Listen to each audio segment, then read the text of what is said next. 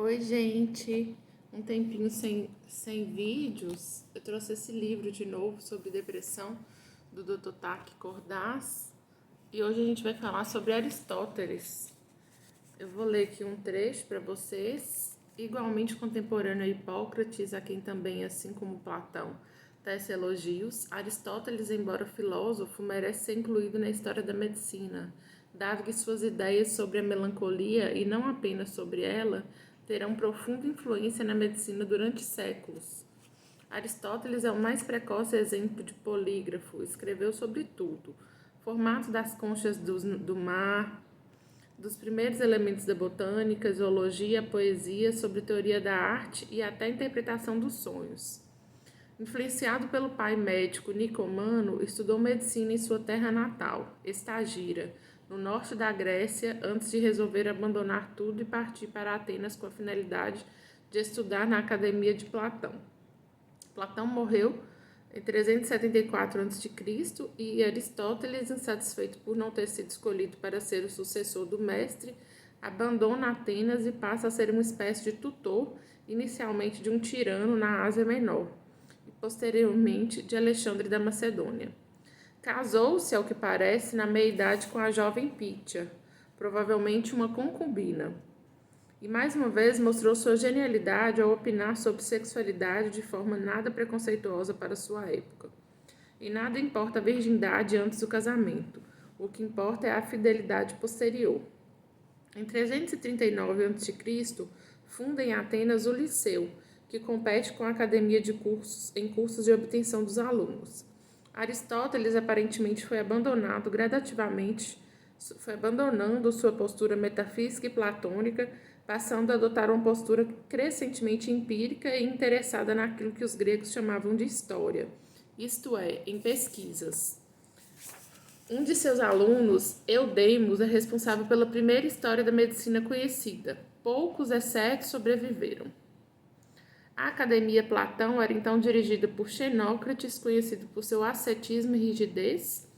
Olavo Bilac retrata o desprezo que sente pelos seus prazeres sensuais na poesia Tentação, de Xenócrates. E por ocasião de um forte movimento antimacedônico em Atenas, abandona a cidade, definitivamente, para evitar que os atenienses assassinassem 2 vezes a filosofia. Sócrates já havia sido condenado à morte anos antes, sendo sucedido pelo tirano Tirtâmulo de Lesbos, ou Teofrasto.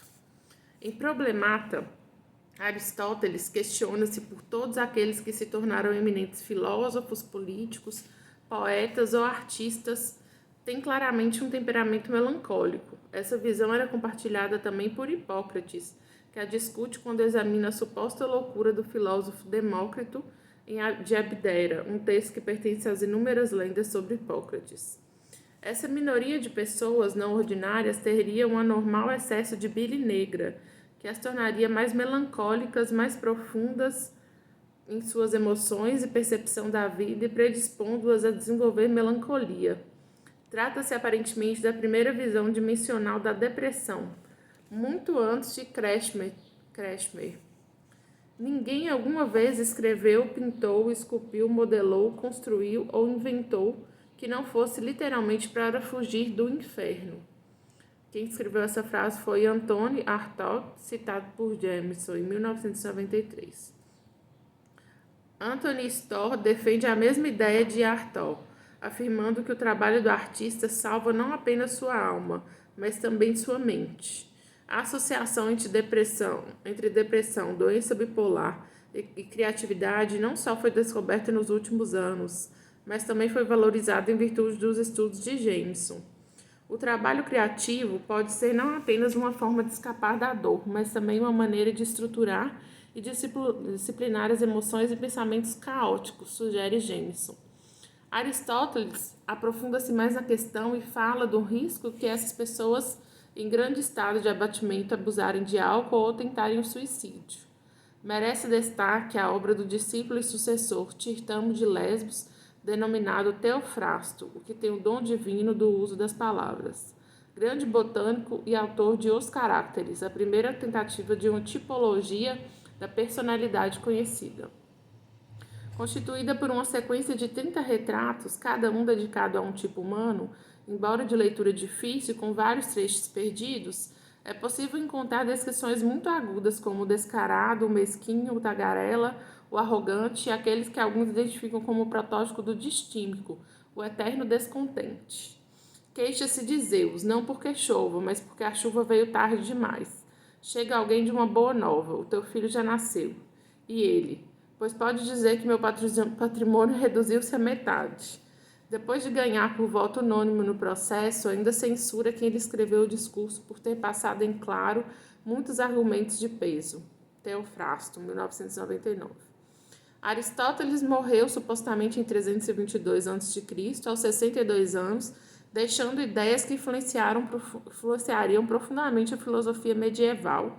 São Tomás de Aquino considerava verdadeira heresia contrariar as ideias do Estagirita, até o Renascimento. Suas concepções médicas foram divulgadas no Oriente por Avicena e na Espanha, no século XII, por Averroes. Este, assim como Aristóteles, um misto de médico e de filósofo.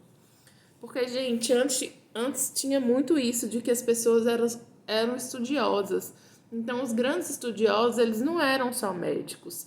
Muitos eram médicos, filósofos, estudantes de botânica, estudantes dos astros, tinha muita astrologia.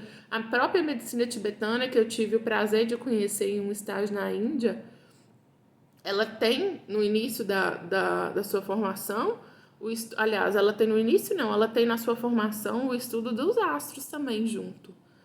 Eles estudam os astros e a influência dos astros nos planetas e nas pessoas.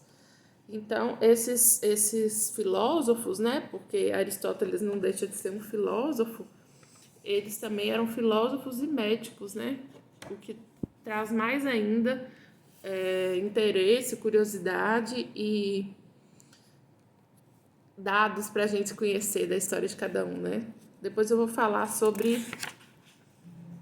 O próximo vai ser, acredito que, Galeno, tá bom? Boa sexta!